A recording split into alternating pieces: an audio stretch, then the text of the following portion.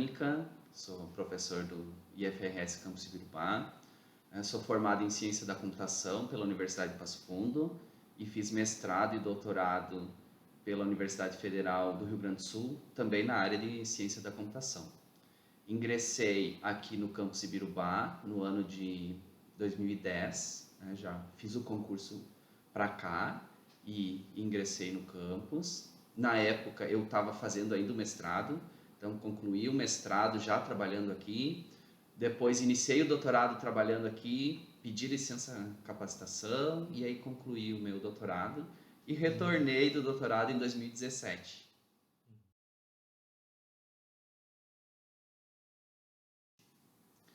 A minha primeira reação foi preocupação, né? Preocupação com a pandemia, com os meus familiares, com os estudantes, com os colegas, né? Era algo novo para todos nós. Então, a minha primeira reação foi preocupação, principalmente com meu pai, né? Meu pai mais idoso, ele reside sozinho em Soledade, que é uma cidade vizinha, né?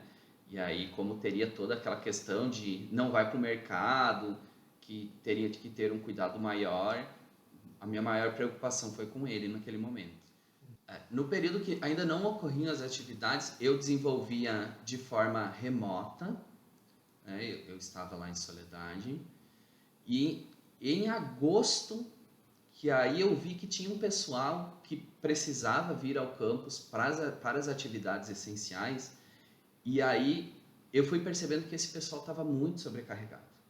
Por quê? O pessoal que estava aqui para uma atividade essencial, acabava ficando só ele para atender o telefone, para receber uma empresa que ia fazer a manutenção em algum equipamento, para a gente entregar cestas básicas. Para todas as atividades ficou um público muito reduzido. E aí esse pessoal que trabalhava nos serviços essenciais tinha que deixar às vezes o seu serviço essencial e atuar em outras atividades. Então, a partir de agosto, setembro, eu comecei a vir presencialmente ao campus também.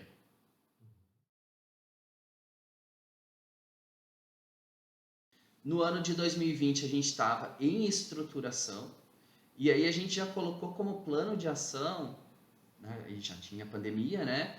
Ofertar, criar, construir e fornecer aqueles face shields, né?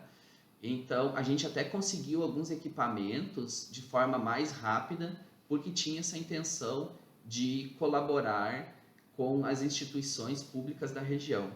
Ao todo, durante todo o período de pandemia, a gente fabricou e doou 1.170 face shields para mais de 30 instituições da região. E a gente também fez 5 acionadores de álcool gel que também foram doados para instituições públicas.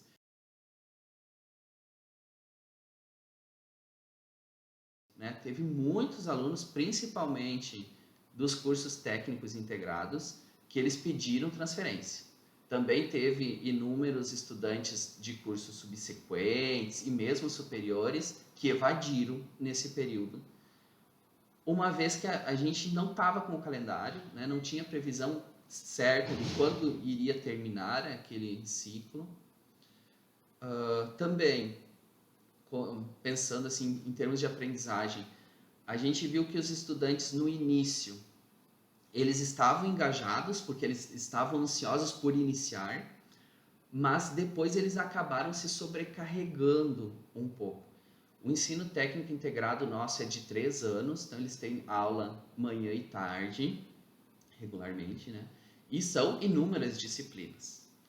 Passar isso para o remoto gerou uma sobrecarga muito grande nos estudantes. Eles relatavam no final, aí já quando a gente já estava até com a retomada do calendário, que eles estavam exaustos do online. Porque não tinha uma metodologia global, não era um EAD, né? Não era um EAD que tinha sido pensado para a gente fazer a educação à distância com uma metodologia voltada à educação à distância. Foi uma adaptação que a gente fez para um momento emergencial e que os alunos relataram que eles se sobrecarregaram muito. E eles também sentiram muita falta das atividades práticas.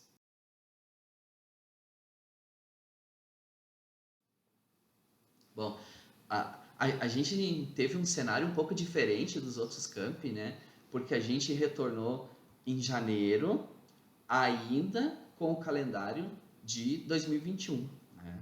Para concluir esse ciclo, era a vontade da maioria da comunidade acadêmica, então foi feito uma pesquisa com os servidores e com os estudantes, a maioria optou por voltar no presencial.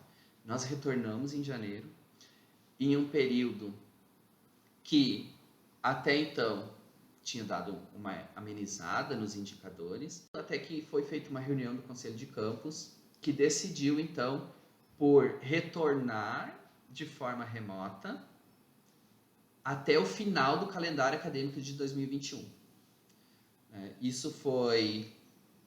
Essa decisão foi tomada considerando o número de casos na região, o número de leitos de UTI ocupados, o número de casos de servidores e estudantes no campus, né? Então, o comitê COVID, ele fez a identificação desses dados, levou para o Conselho de Campus, o Conselho de Campus tomou essa decisão, né? Faltava, na época, acho que faltava um mês para o final.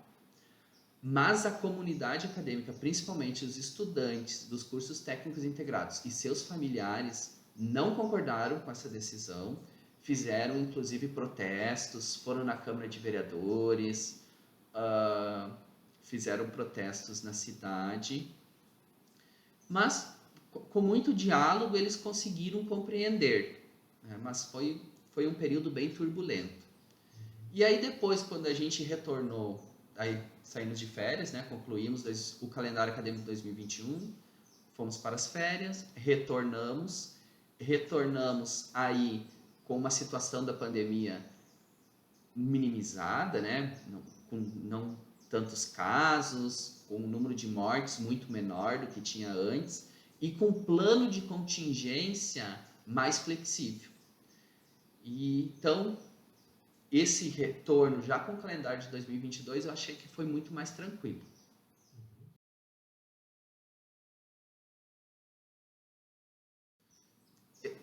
Eu diria assim, hoje, analisando, neste momento, que a gente demorou muito para retornar o calendário acadêmico. Eu não posso dizer que isso foi culpa da reitoria, porque quem tomou a decisão foi o Conselho Superior, né? Mas eu acho que faltou uma articulação entre reitoria com o Conselho Superior para rapidamente a gente identificar quais eram os alunos em situação de vulnerabilidade, buscar formas de fornecer computadores, tablets, internet, que foi feito posteriormente, né? Para aí a gente iniciar com as aulas remotas. Acho que a gente demorou para agilizar isso. Nós, enquanto uma instituição de ciência e tecnologia, nós poderíamos ter saído na frente de outras instituições, né? Que até começaram antes de nós. Mas eu quero ressaltar que é fácil hoje olhar porque a gente soube como caminhou a pandemia.